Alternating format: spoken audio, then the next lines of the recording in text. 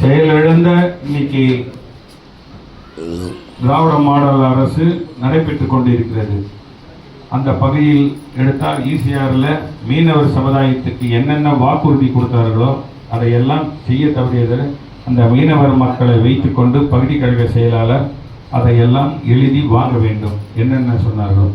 அதே போல நம்மளுடைய அம்மாவுடைய ஆட்சி, அண்ணன் எடப்பாடி அண்ணனுடைய ஆட்சியில் என்ன செய்து தந்திருக்கிறோமோ அதையெல்லாம் செய்ய தவறிவிட்டார்கள்.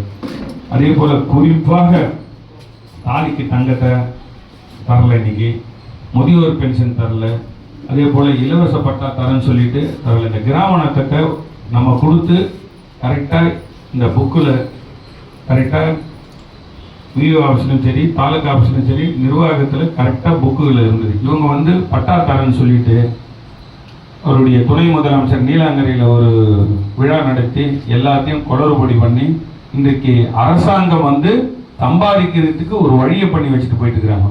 எங்கே பார்த்தாலும் இப்போ ஏற்கனவே கிராமநத்த பட்டா இருந்திருக்கும், ஒருத்தர் பேர் கரெக்டாக இருந்திருக்கும், அது கரெக்டாக இருக்கும். இப்போ அந்த பேர் விடுபட்டு போயிருக்குன்னு சொன்னது அவர் பயந்துருவார். அவர் வீடு கட்டியிருப்பார், லோன் வாங்கியிருப்பார், அது மேலே வரி குடிநீர் வசதி எல்லாமே இருக்கும். அவர் பேர் இல்லைன்னு சொன்னதை அவர் பயந்து போயிட்டு இல்லைங்க இதை சரி பண்ணி கொடுங்க. முன்னால் அந்த இடத்த அவர் வாங்கும் போதே ஒரு 10,000 PS ராஜன் முன்ன வாங்க